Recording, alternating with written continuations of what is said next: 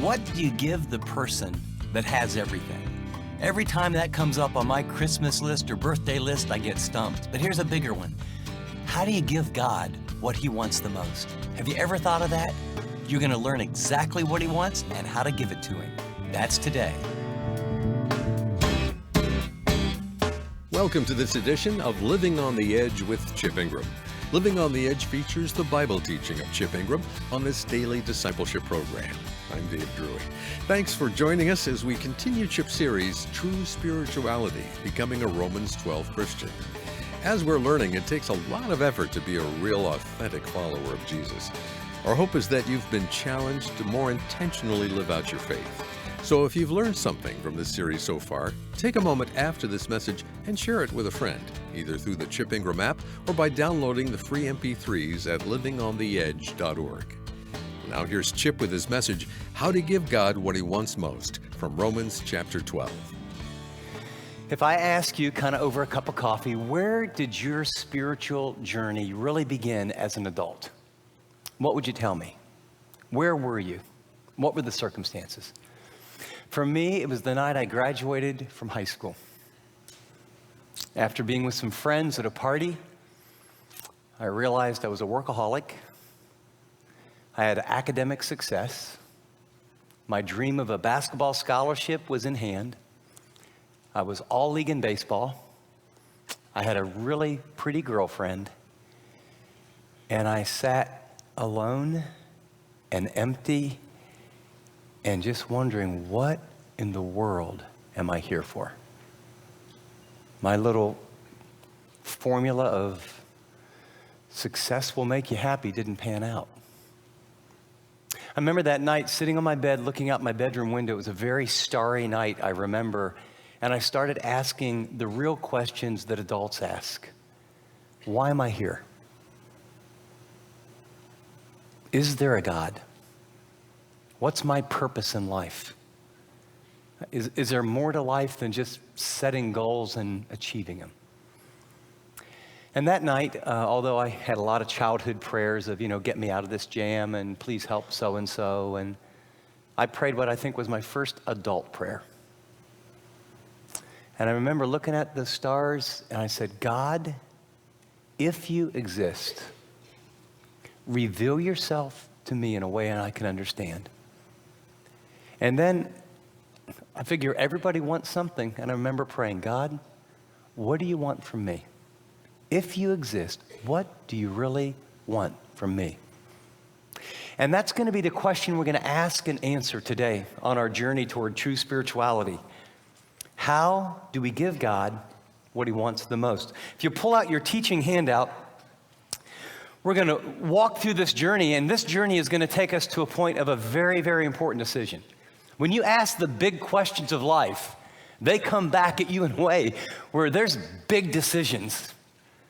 Decisions about future and priority and relationships. I mean, way more important than jobs and money and details. And so I want to introduce you to a book that I read. It was by Yale, They use it at Harvard Business School, but by a Yale law professor called Risk, Reason, and the Decision-Making Process. And it's a series of true stories that are case studies, and they read the case study, then they get in small groups and they talk about, okay, what were the risks involved in making this decision? What reasons did people make this decision? And what would you do? And so they sort of peel it out, give a case study, let the groups talk a little bit, and then give them more information. So I've got a couple case studies here, because here's the deal. The goal was to teach them to make skillful, wise decisions. And we're going to be talking about a very, very important decision. And there was just some great insight about making great decisions. So case study number one, they're brief, but they're kind of fun. A 32-year-old engineer named John loves to go to estate sales to look for antique furniture and other potentially valuable items. One weekend, he goes to an estate sale in the southern part of the United States. All the items in this particular house are being sold together for a single price. Visitors are welcome to make a bid, and John learns that the winning bid will be about $95,000. The house is old and in disrepair, probably built during the Civil War period. John, a self-confessed geek and history buff, recognizes a collection of rifles that seem to be from that time frame. He then goes downstairs to a damp basement using a small pocket flashlight, finds an old roller-top desk, and going through the desk, he discovers a false drawer. And in the false drawer is a small leather pouch that contains 22 very rare, pure gold coins minted by the Confederate Army during the Civil War. They could be worth millions of dollars, he believes. John has to make a decision. What should he do? He has $10,000 in savings. If he can sell his car, his house, and everything he owns, he believes he can come up with the $95,000 and make the winning bid. What would you do? Students at Harvard's Business School and MIT and other universities discuss this. So, face value, what would you do? Think about that. Case study number 2. Sheila, a 20-something college art teacher at a community college, was traveling in Europe over the summer. She had even started a small collection on her limited salary, and while in a small village in southern France, well off the beaten path, Sheila went to an auction where the locals had all donated family art to be sold to help finance the construction of a much-needed school. One painting topped the list and was said to be a rare but highly valued copy of Picasso's work. It was deemed as a non-original because the signature at the bottom was different from all of his other works. Sheila, however, wrote her master's thesis on Picasso and was aware that in the first year of his work, he did not sign his name, but only put his initials there. She looked and studied the painting carefully and came to the conclusion that she actually was in the presence of a priceless piece of art. It was believed there were only 2 or 3 of these paintings in existence anywhere in the world. If this were so, Sheila was standing before something worth a very great deal of money. The $25,000 asking price was a joke with regard to what it was worth, but it was a bigger joke with her income. What Sheila would have to do would sell her Volkswagen Jetta, sell her entire art collection, and withdraw her entire savings of $600. What should Sheila do? What would you tell her? Now, you'll notice on your notes I did little observations or questions to ponder. And here's, when you get something like this, you ask, okay, what are the risks? The risk is that if the coins are phony and John does that, he loses everything. And the risk for Sheila is if it's not a Picasso, she's going to lose everything. The potential rewards are, and by the way, later in the study, they have a second page that the teacher brings out. The coins are real, and they're worth about $30 to $40 million. The Picasso was real and was worth about $100 million. So the rewards were super if, in fact, it was true, but the cost and the risk was very high if it's not. So with that information, what would you do and why? Now, I want to give you 3 principles that flow out of these case studies. Here's where the meat is for you and me. In every big decision, and I mean big, important, life-altering decisions especially, the number one thing you need is just write this word down: truth. Truth. The issue here is the validity of the find. If the coins are legit, if they're true, if it's a Picasso, if it's true, and for you, when you're trying to figure out what you should do with your life and the relationships that you're in, you need to first and foremost say, what's true? Second, write the word knowledge there under your kind of observations. See, Sheila had knowledge that other people didn't have. She had done some work, she'd done some study. She was prepared to take advantage of a situation because she knew things that other people didn't know. John the same way. He's a computer geek, he's a history buff. When he saw the rifles, he saw the house.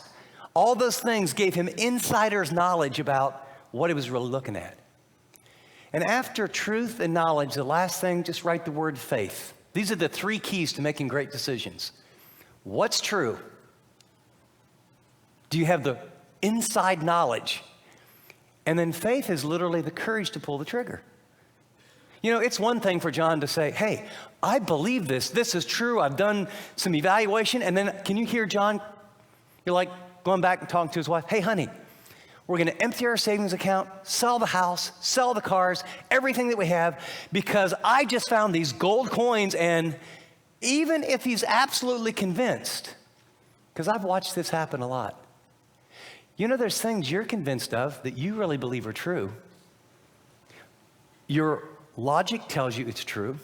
At times, even the Bible tells you it's true. At times, the research and history even says it's true.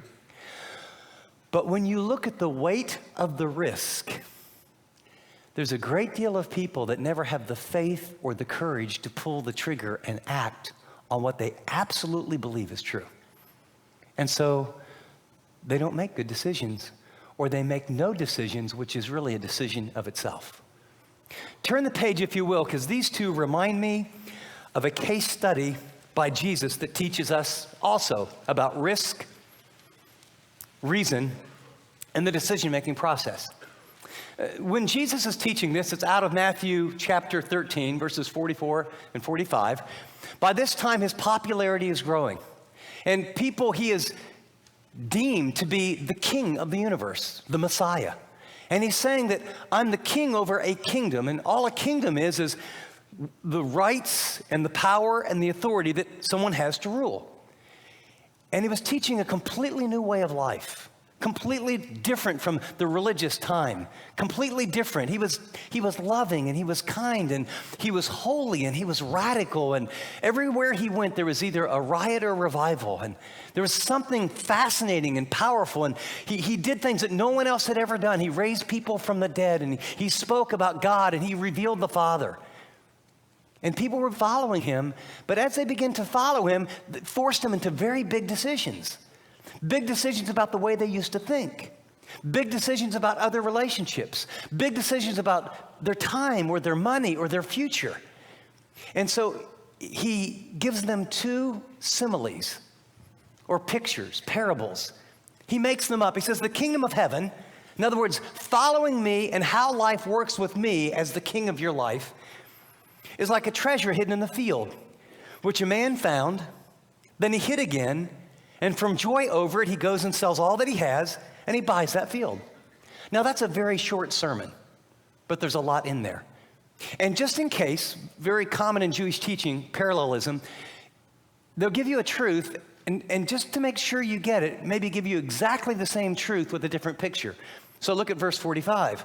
Again, the kingdom of heaven is like a merchant seeking fine pearls, and upon finding one pearl of great value, of exquisite value, of over-the-top, priceless value is the idea, he went and sold all the pearls that he had, and he bought it. So if you have a pen, pull it out. Let's go up to verse 44. I want you to see something. Underline the two words, treasure hidden, and then the two words, man found, and then the two words, hid again, and then the two words, from joy, and then the two words, sells all, and then the phrase, buys the field. And if we were doing a little Bible study together, I would say there's 4 observations we could make that are very, very simple, but unveil what Jesus is saying. A man, number 1, finds a treasure. The man, after finding the treasure, sees how much worth it is. He hides it again. Number 3, he has an emotional response.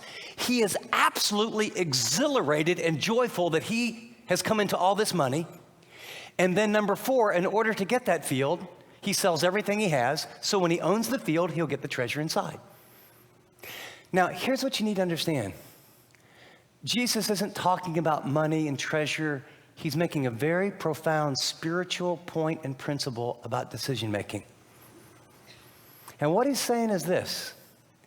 He's saying there's certain things that we can see and certain things we can't see. And the kingdom of God and following me is akin to, and this would be in their day, it would make sense because this actually could happen in their day. They didn't have 401ks. And so you would take your treasure and you would hide it, dig it someplace on your land.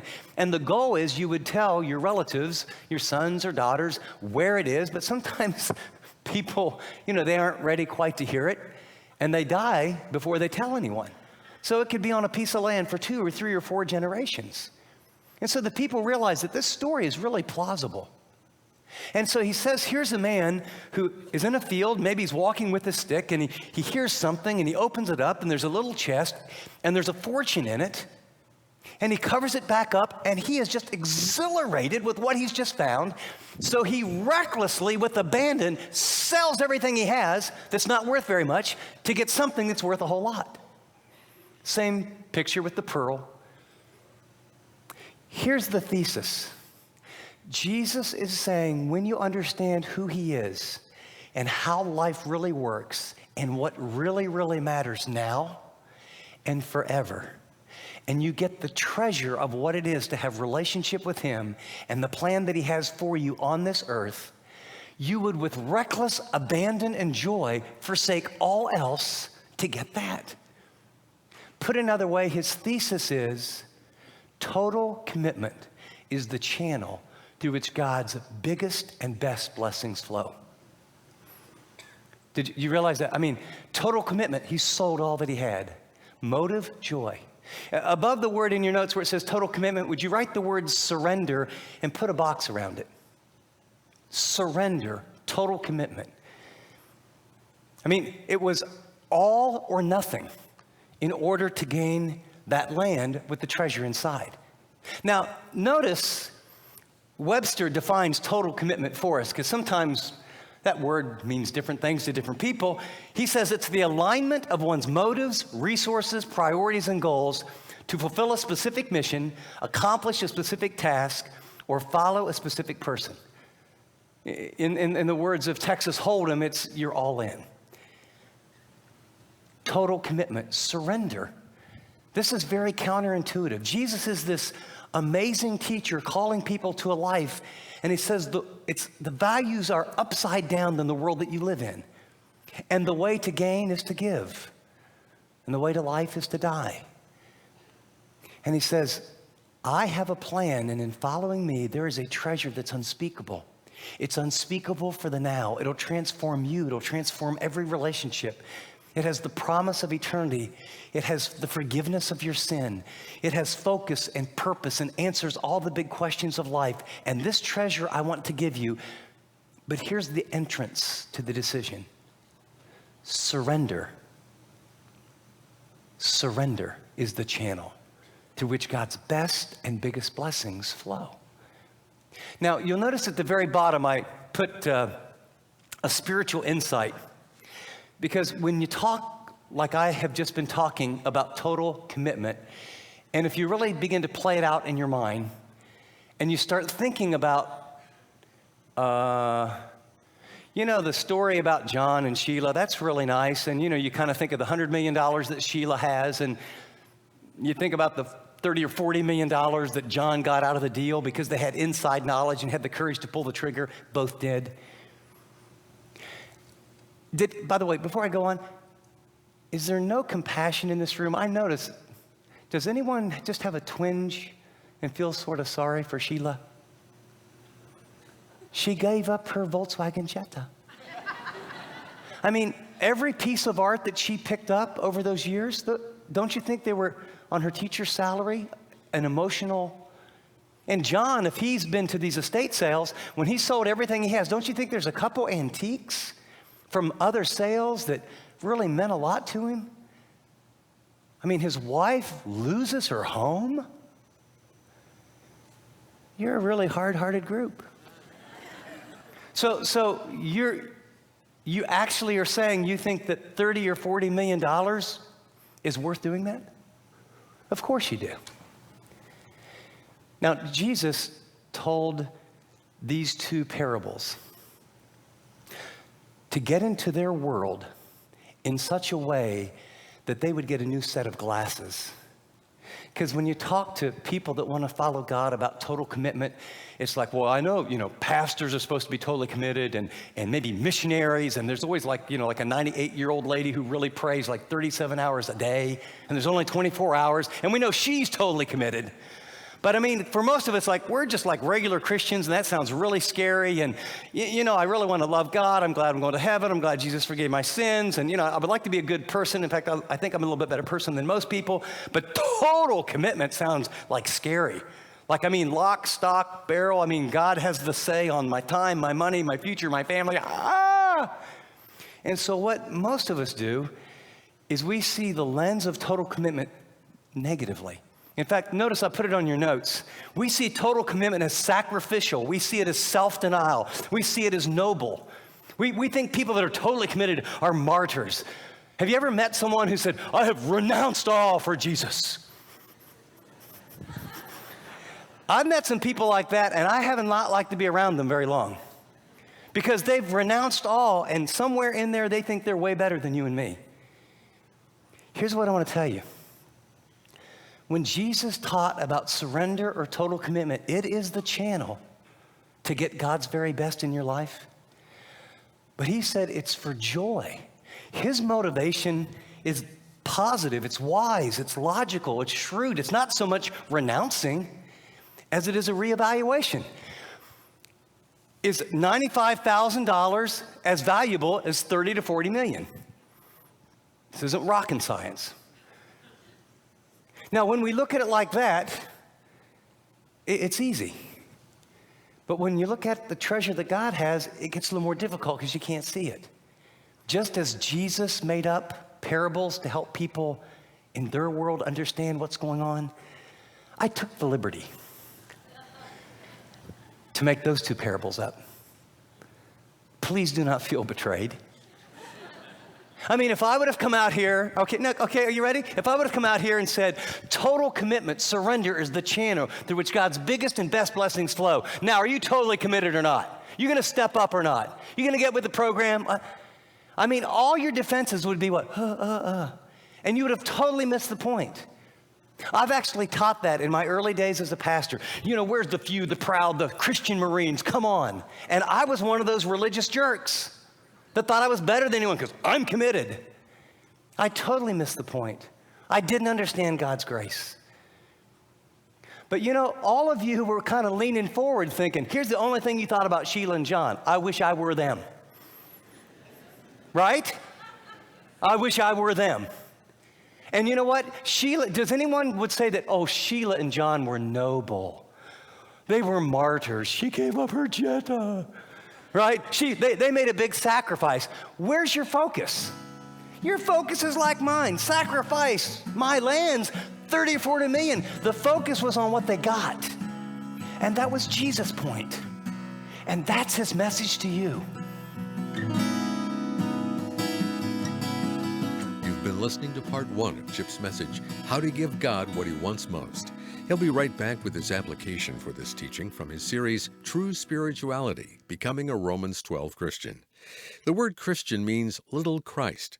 So when we put our faith in Jesus, we are to look and act like little copies of Jesus. Unfortunately, that is not the reputation Christians have in this day and age. So how can we change that? Well, through this series, Chip teaches us what it means to be a genuine follower of Christ by studying Romans chapter 12. You'll discover God's plan for you and me, why we matter, the need for genuine community, and how we should respond to evil and injustice. So if you're wanting a clear blueprint to becoming a true little Christ, these messages are for you. Listen anytime on the Chip Ingram app or at livingontheedge.org. Our website is also where you can learn more about the resources for this series, which are discounted for a limited time. And while you're on our site, let me encourage you to sign up for the brand new Daily Discipleship with Chip based on true spirituality. For 17 days, Chip will walk with you through Romans 12 and reveal what it means to really follow after Jesus in the ups and downs of everyday life. You can sign up for this study right now. And when you do, we'll send you our friend Lance Witt's devotional based on Romans 12 called Leave Ordinary Behind at no cost. Sign up now while this offer lasts by going to livingontheedge.org or calling 888-333-6003. That's 888-333-6003 or go to livingontheedge.org. App listeners, just tap Discipleship. I want to take just a few minutes to talk about something really important. And I hope especially for those of you that are regular listeners, you'll agree. God has been using the ministry of Living on the Edge in incredible ways. We've been growing and reaching folks like never before, and you're an important part of that. Your gifts to Living on the Edge make it possible for us to be present in places that without you, we simply couldn't be. Many of these places are extremely dangerous to proclaim the name of Christ. And your gifts make it possible for us to reach people in desperate situations, right here in the United States. I can't tell you how many emails and letters I receive that somewhere in that letter or email, it's like, I was on my way to the abortion clinic, or I was planning to end my life, or I was about to give up on my marriage, or I was giving up on God because of something terrible that happened to me, but then I started listening to you on my drive to work, or my neighbor gave me this book, or I found your app, or whatever.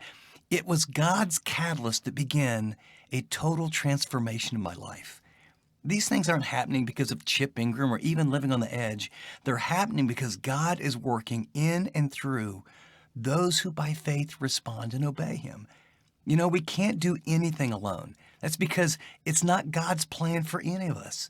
We are in this together, and Living on the Edge as God's ministry is about you and me doing exactly what God calls us to do. And so I would ask you, first, would you really pray for the ministry? And second, would you pray specifically about partnering at a deeper level and partnering with us financially? Do whatever God leads you to do, and let me say in advance, let's keep pressing ahead, and thank you very much. Thanks, Chip. If partnering with Living on the Edge is an idea that makes sense to you, we'd love to have you join us. Helping Christians live like Christians will change the world we live in. Now, to give a gift, just give us a call at 888-333-6003. That's 888-333-6003. Or if you prefer to give online, you can donate securely by going to livingontheedge.org. App listeners, just tap Donate. Your generosity is greatly appreciated. Well, now here's Chip with a final thought about today's message. As we wrap up today's program, I've really introduced a very different paradigm about what God's like. Surrender is not this great, huge sacrifice. It really is the channel. It's the opportunity. It's the window through which God is going to do the biggest and best things in you. Now, what I know is that's a lot easier said than to believe. And so here's your assignment for today, and you can do it right now. I want you to ask this one question. How do you tend to view God? As kind or demanding? Just in your own heart and mind, when you think about God, is He kind? Is He for you? Is He ready to help? Is He just, on the edge of His throne saying, what do you need today? Or is He demanding and hard to please? That will tell you why it's hard to surrender. Here's your little action step. Get a 3x5 card and write out in whatever translation you want, Romans 8:32, He that spared not His own Son for you, how will He not with Him freely give you all things? If He loves you enough to give you His Son, how can we not trust Him for the little stuff like our future, our cars, our money, our homes, and our locations? He wants to help you. Surrender today. Just before we close, would you pray for those who are feeling challenged to respond to Chip's encouragement right now?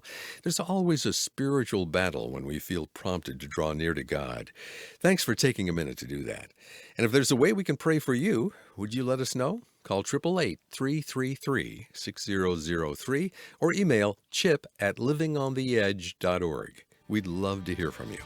Well, until next time, for everyone here, this is Dave Drury saying thanks for listening to this edition of Living on the Edge.